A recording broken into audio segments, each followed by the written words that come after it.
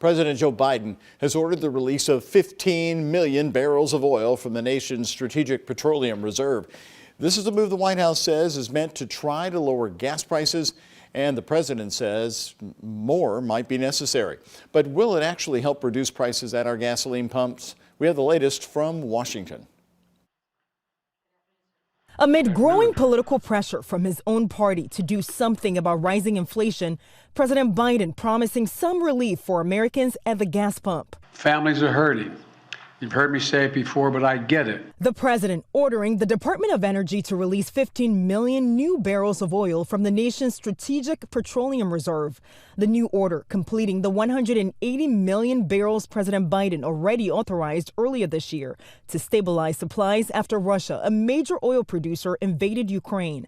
Just last month, Saudi Arabia and other OPEC Plus nations announced they plan to cut oil production by 2 million barrels a day, further squeezing supply as many countries, including the U.S., are suffering from high inflation and are in or near a recession.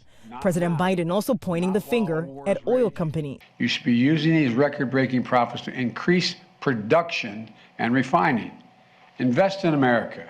Analysts point out this latest release from the nation's oil reserves won't even cover the 20 million barrels of oil Americans consume on average every single day. But experts do say the administration's efforts have helped reduce prices by about 40 cents a gallon.